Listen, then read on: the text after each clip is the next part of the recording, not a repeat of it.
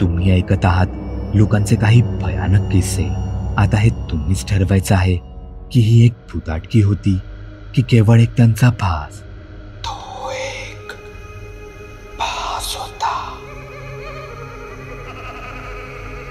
त्या दिवशी दुपारीच अंधारून आलं होतं. मी कामानिमित्त शहराबाहेर गेलो होतो. तेव्हा माझ्या कानावर बातमी आली की पुढे मुसळधार पावसाला सुरुवात झाली होती आणि मी कदाचित तिथून वेळेवर निघालो नाही तर रस्त्यात मध्येच पावसात अडकून पडलो असतो. मी देखील मग माझं काम अर्धवट थांबवून तिथून लवकरात लवकर निघायचं ठरवलं.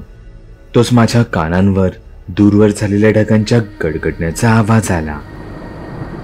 अरे बापरे, खरंच पुढे मुसळधार पाऊस लागणार आहे वाटतं, मी मनाशीच म्हणालो आणि पटापट गाडीत बसून माझी गाडी सुरू केली.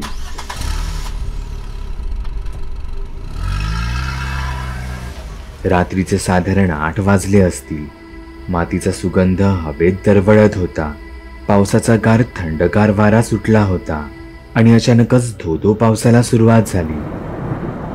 आता त्या पावसाची झड मलाही बसू लागली होती. माझी गाडी ज्या रस्त्यावरून चालली होती तो संपूर्ण घाटाचा आणि जंगल सदृश्य परिसर होता. एरवी वाहनांची प्रचंड वर्दळ असणारा तो रस्ता आता मात्र फारच रिकामा वाटत होता. खरं तर हा पहिला पाऊस गाडी थांबवून एन्जॉय करायची मनात खूपच इच्छा होत होती, पण पावसाची तीव्रता पाहता लवकरात लवकर घरी पोहोचणं हेच मला योग्य वाटलं. मी रस्त्याने पुढे जात होतो. तोच मला रस्त्याकडेला एक बाई पावसात भिजत उभी असलेली दिसली. विशेष म्हणजे तिने पांढरी साडी नेसली होती. रात्रीची वेळ, सुनसान रस्ता, बाहेर पडणारा मुसळधार पाऊस, त्यात रस्त्याकडेला उभी पावसात भिजत असलेली ती पांढऱ्या साडीतील बाई पाहता क्षणी माझ्या मनात एकदम हॉरर चित्रपटाची फिलिंग निर्माण झाली. पांढऱ्या साडीवाली बाई म्हणजे पक्क भूतच. ही आता आपल्या गाडीला हात करणार, पण आपण मात्र तिला अजिबात लिफ्ट द्यायची नाही. जर लिफ्ट दिली तर गाडीतच आपला खेळ खल्लास. म्हणून मग गाडी न थांबवता आपण गाडी अगदी वेगात पुढे पळवायची. मग ती तिच्या खऱ्या रूपात येणार. ती आपल्या गाडी मागून गाडीच्याच वेगात पळणार. ती ओरडणार, किंचाळणार, रागात आक्रोश करणार आणि तिची हद्द असेल तिथवर ती आपल्या मागून धावत येणार आणि मग अचानकच तिथे थांबणार. मी या पांढऱ्या साडीवाल्या बाईविषयी अनेकदा गोष्टींतून वाचलं होतं, सिरियल सिनेमांतून पाहिलं होतं आणि आजी आजोबांच्या गोष्टीतून ऐकलंही होतं. अशा रस्त्यात गाडी थांबवेल त्याला मूर्खच म्हणावं लागेल. पण मला त्या भूताला जवळून पाहायची एक आयती संधीच मिळाली होती. मी भूताला आयुष्यात पहिल्यांदाच इतक्या जवळून पाहणार होतो. पण मी यासाठी माझी गाडी थांबवणार नव्हतो. मी गाडी थोडी स्लो केली आणि दूरवर उभ्या असलेल्या तिचे मी पाय पाहण्याचा प्रयत्न करू लागलो. पण काही केल्या मला तिचे पायच दिसत नव्हते. जाऊ दे, तिचा चेहरा, तिचे डोळे पाहू, असं म्हणताना मी माझी नजर त्या बाईवर फिरवली. पावसात भिजलेलं तिचं ते गोरगोमटं शरीर, पावसाने भिजलेले तिचे ते ओले चिंब केस, ओलाव्यामुळे शरीराला चिकटलेली तिची ती साडी. मी भानावर आलो. माझ्या मनात एक कसले विचार येत होते. मी हलकच माझं डोकं झटकलं आणि स्वतःला शुद्धीत आणलं. ते भूत आहे आणि ते आता आपल्या गाडीला नक्कीच हात करणार, मी मनाशीच म्हणत त्या बाईच्या प्रत्येक हालचालींकडे नीट पाहू लागलो. माझ्या गाडीला ती आत्ता हात करेल, आत्ता हात करेल. पण माझी गाडी तिच्या अगदी बाजूने गेली. पण तिने माझ्या गाडीकडे साधं ढुंकूनही पाहिलं नाही. तिला माझ्या गाडीचा आवाज आला नव्हता का? माझी गाडी पुढे आली होती. तरीही मी वेड्यासारखा एकदा माझ्या गाडीचा मुद्दामूनच हॉर्न वाजवला आणि मिररमधूनच तिच्याकडे पाहिलं. आश्चर्य होतं, तिने अजूनही माझ्या गाडीकडे पाहिलं नाही. जर हा खरंच भूत किंवा चुडैल वगैरेचा प्रकार असता तर तिने एव्हाना माझ्या गाडीला थांबवण्याचा प्रयत्न करायला हवा होता. म्हणजे ही सामान्य स्त्री आहे. रात्रीच्या वेळी जंगल सदृश्य भागात अशा अवस्थेत तिला तिथे सोडून जाणं मला त्यावेळेला योग्य वाटलं नाही. मी माझी गाडी पाठीने परत तिच्याजवळ नेऊन थांबवली. तसं तिने तिची मान वर केली आणि ती गाडीत वाकून माझ्याकडे माझ्या डोळ्यांमध्ये पाहू लागली. तिचे ते निळसर रंगाचे डोळे, त्यातच चेहऱ्यावरून ओघळणारे पावसाचे पाणी, कोणालाही क्षणात भुरळ घालणारे तिचे सौंदर्य. मी तिला विचारले, तुम्हाला काही माझी मदत हवी आहे का? तसं तिने काही सेकंद माझ्याकडे पाहिले आणि म्हणाली, हो, मदत तर हवी आहे, पण तुम्हाला चालेल का? तेवढ्यात आकाशात जोराची वीज कडाडली. अहो, तुम्ही आधी गाडीत या, पावसाचा जोर फारच वाढला आहे, असं म्हणत मी माझ्या शेजारचे गाडीचे दार उघडून तिला आत यायची विनंती केली. ती बाई मात्र दोन्ही हातांनी तिचं भिजलेलं अंग झाकण्याचा प्रयत्न करत होती. नाही, नको, मी पाठच्या सीटवर बसते. कदाचित अशा भिजलेल्या अवस्थेत माझ्या बाजूला बसायला तिला अवघडल्यासारखं वाटलं होतं असावं, म्हणून मी देखील जास्त आग्रह न करता तिला गाडीचा पाठच्या सीटचा दरवाजा उघडून दिला. तशी ती बाई पाठच्या सीटवर जाऊन बसली. हा दरवाजा जरा लावता का? तसा मी गाडीच्या पाठच्या सीट जवळचा दरवाजा ओढून घेतला. सोबतच माझ्या बाजूचाही दरवाजा मी ओढून घेणार तोच ती बाई पाठून म्हणाली, माझी पर्स बाहेर पडली वाटतं. मी बाहेर पाहिलं तर रस्त्याकडेला 4-5 फुटांवर एक पर्स पडलेली मला दिसली. मी तसाच गाडी बाहेर आलो आणि पटकन खाली पडलेली पर्स उचलून गाडीत शिरलो. मी तिला माझा हात पाठी करून तिची पर्स दिली. ती घेताना मला तिच्या ओल्यात थंडगार बोटांचा स्पर्श झाला. पावसाचा जोर इतका होता की या फक्त 5-6 सेकंदातच मी संपूर्ण भिजून गेलो होतो आणि ती बाई तर कितीतरी वेळ पावसात अशीच भिजत उभी होती. तुम्ही माझ्या गाडीला येताना पाहिलं होतं ना? हो. अहो, मग अशा पावसात भिजत राहण्यापेक्षा तुम्ही माझ्या गाडीला हात करून लिफ्ट का नाही मागितली? तशी ती जरा विचार करत म्हणाली, खरं सांगा, जर मी हात केला असता तर तुम्ही गाडी थांबवणार होता का? त्या बाईने जणू माझ्या मनातलंच ओळखून बोलून दाखवलं होतं. अहो, 1 तास झाला मी पावसात भिजत उभी आहे. मी किती जणांना लिफ्टसाठी हात केला, पण कोणीच त्यांची गाडी थांबवेना. कदाचित मी लोकांना भूत किंवा चुडेल वाटली असेल. तिचं हे बोलणं ऐकून मी मनाशीच म्हटलं, मी पण तोच तर विचार केला होता. मी आवंढा घोटला आणि गाडी स्टार्ट केली. फ्रंट मिरर मधून मी अधूनमधून तिच्याकडे पाहत होतो. काहीतरी बोलायचं म्हणून मी बोललो, तुम्हाला काय वाटतं, भूत चुडेल या गोष्टी खऱ्या असतात का? मी त्या बाईला जरा मुद्दामूनच विचारलं. हो, असतात ना, पण टीव्ही सिनेमांमध्ये दाखवतात किंवा आपण ऐकतो तितके ते भयानक मुळीच नसतात. पण हे तुम्हाला कसं माहीत? अहो, आमच्या गावी तर अशा अनेक घटना घडल्या आहेत जिथे या भूतांनी लोकांचे जीव घेतले असं म्हणतात. मी त्या बाईकडे फ्रंट मिरर मधून बघत म्हणालो, पण यावरती काहीच बोलली नाही. त्यानंतर जवळपास अर्धा मिनिटे तरी कोणीच कोणाशी बोललं नाही. माझी नजर मिरर मधून तिच्या भिजलेल्या पांढऱ्या साडीकडे गेली आणि मग मीच पुन्हा एकदा विषय काढला.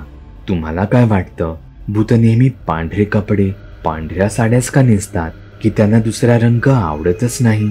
माझ्या या प्रश्नाने त्या बाईने पाठून फ्रंट मिरर कडून माझ्याकडे पाहिले. आमची नजरानजर झाली, पण मी लगेच तिच्यावरची नजर हटवून समोर रस्त्याकडे पाहिले. तशी ती बाई म्हणाली, रंग हाच तर सगळं काही असतो. आपण जगतो तेव्हा आपल्या जगण्यात सुखाचे दुःखाचे वेगवेगळे रंग असतात, पण आत्म्यांना कुठून आले रंग? त्यांच्या जीवनात ना सुख असतं ना दुःख, ते तर असेच भटकत असतात. त्याशिवाय आपल्या अनेक धर्मांमध्ये जेव्हा एखाद्या माणसाचा मृत्यू होतो तेव्हा त्या व्यक्तीला शेवटचं पांढऱ्या कपड्यातच गुंडाळतात. हेच कशाला, अपघातात मृत्यू पावलेल्या माणसाला जेव्हा हॉस्पिटलमध्ये आणले जाते तेव्हा त्याच्या मृत शरीरावर पांघरलेले ते कफनरूपी कापड तेही तर पांढरेच तर असते. तिचं हे उत्तर ऐकून मी जरा थक्कच झालो. तिचं बोलणं पटण्यासारखं होतं, म्हणून मी तिला आणखीन एक प्रश्न केला. कपड्यांचं ठीक आहे, पण प्रेताचा किंवा भूताचा स्पर्श हा बर्फासारखा थंड का असतो? माणूस जेव्हा जिवंत असतो तोपर्यंत माणसाच्या शरीरात त्याचं गरम रक्त फिरत असतं. मृत शरीराचं स्थिर किंवा सुकलेलं रक्त त्याच्या शरीराचा स्पर्श गरम कसे करेल? बोलण्याच्या ओघात कधी रस्ता संपला माझं मलाच कळलं नाही. माझी गाडी आता शहराच्या रस्त्याला लागली होती. त्या बस स्टॉपवर गाडी थांबवा. त्या बाईचा आवाज येताच मी लगेचच माझी गाडी रस्त्याकडेला लावली. तुम्ही प्लीज दार उघडाल का? मी तिला दार उघडून दिलं आणि ती गाडीतून बाहेर उतरली. तिने अचानकच गाडी थांबवायला सांगितल्याने मला तिच्याशी अजून काही बोलताच आलं नाही. खरं तर मला तिला तिच्याविषयी बरंच काही विचारायचं होतं, पण आता पाऊसही बऱ्यापैकी थांबला होता. त्या बाईला माझ्या गाडीपासून लांब जाताना मी पाहत होतो. इतक्यात सहज माझी नजर तिच्या पायांकडे गेली. तशी ती तिथेच थांबली आणि तिने माझ्याकडे वळून पाहिले.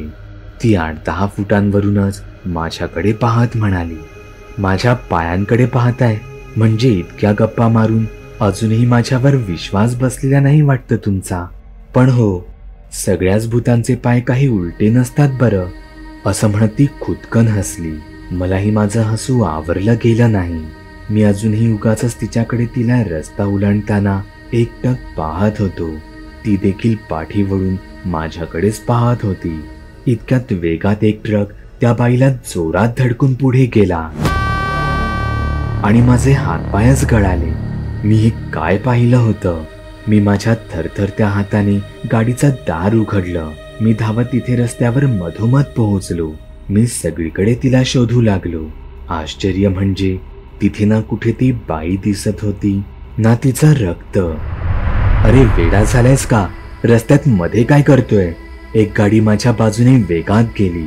त्याचा चालक माझ्यावर अक्षरशः ओरडलाच. मी मात्र सुन्न मनाने परत माझ्या गाडीकडे परतलो. मी विचार करू लागलो, हे सगळं काय होतं? मी दिवसाढवळ्या एक स्वप्न पाहिलं होतं की मी खरंच एका भूताला लिफ्ट दिली होती. मला आठवलं, त्या बाईला तिच्या स्पर्शाने गाडीचा दरवाजा उघडता किंवा बंद करता आला नव्हता. भूतात्मे हे खरंच असे असतात. तिला तिची तर पडलेली पर्सही उचलता आली नव्हती. पण मग ती पर्स जेव्हा मी तिला पाठी दिली, मी गाडीच्या पाठच्या सीटवर पाहिलं तर ती पर्स तिथेच खाली पडलेली होती. खरं तर मला आता तिथे थांबायची भीती वाटू लागली होती. मी ती पर्स घेऊन खिडकी बाहेर फेकणार तोच मला ती जड वाटू लागली. मी ती उघडली तर मला त्यात एक रुमालाची जाडजूड घडी दिसली. त्यात काहीतरी बांधलेलं होतं. मी ते उघडून पाहिलं तर त्यात 500च्या 4 बंडला होत्या, म्हणजे जवळपास 2 लाख रुपये. मी ठरवलं, ही असली ब्याद आपल्या मागे नको. वाटेत कोणत्या तरी देवळात आपण हे दानपेटीत टाकून देऊ. पण रात्रीची मला मंदिरे दर्शनासाठी बंदच मिळाली. सकाळी उठून जाऊ असं म्हणत मी घरी आलो. मी रात्री उशिरा घरी पोहोचलो. आधीच प्रवासाने दमलेलो, त्यात तो भयंकर अनुभव. मी फ्रेश होऊन झोपायला गेलो. बेडवर पडलो तरी बराच वेळ त्या बाईचे विचार माझ्या डोक्यात फिरत राहिले. उशिरा कधी मला झोप लागली खरी, पण कसल्याशा खडखड आवाजाने मला अचानक जाग आली. मी डोळे उघडून पाहिले तर तीच बाई माझ्या बेडरूम मधील एका बॉक्सच्या बाजूला बसून होती. मी घाबरून जोरात ओरडलो. ती मात्र माझ्याकडे पाहत सारखी एकच वाक्य बोलत होती, माझ्या आईला पैशांची गरज आहे, माझ्या आईला पैशांची गरज आहे. मी धडपडून जागा झालो. स्वप्न, हे सगळं मला पडलेलं एक स्वप्न होतं. रात्री माझ्या सहजच एक विचार मनात आला. पैसे शोधताना मला तिचं एक ओळखपत्रही हाताला लागलं होतं. मी सकाळ होताच खरं खोटं करायला सरळ त्या ओळखपत्रावर असलेल्या पत्त्यावर पोहोचलो. विशेष म्हणजे हा पत्ता मी त्या बाईला जिथे सोडलं होतं तिथल्याच बस स्टॉप जवळचा होता. मी पत्त्यावरच्या त्या घरात जाऊन पाहतो तर त्यांच्याकडे सुतकी वातावरण होतं. ज्याची मनात भीती होती त्याप्रमाणे एका टेबलावर त्या बाईचा हार घातलेला फोटोही दिसत होता. तिथे गेल्यावर मला कळले की 4 दिवसांपूर्वी त्या बाईचा त्याच रस्त्यावर जिथे मी तिला लिफ्ट दिली होती त्या ठिकाणी अपघातात मृत्यू झाला होता. पण कदाचित कोणालाच त्यावेळी तिची एका बाजूला पडलेली पर्स सापडली नसावी. मला त्या घरात एक वयस्कर बाई अंथरुणावर पडलेली दिसली. ती कोण होती? तिला काय झालं होतं? मी कसलीच विचारपूस केली नाही. कदाचित हीच तिची आई असावी. मी तो सर्व प्रकार माझ्या मनात ठेवला आणि तिची पर्स त्यांच्या हाती सोपवून मी त्या घरातून काढता पाय घेतला. तिथून निघताना मला तिने सांगितलेली एक गोष्ट आठवली. आत्मे असतात, पण टीव्ही सिनेमांमध्ये दाखवतात किंवा आपण ऐकतो तितके ते भयानक मुळीच नसतात. तो एक भास होता. तुम्ही सुद्धा तुमच्या गोष्टी बागुलबुवाला मेल किंवा मेसेज करू शकता.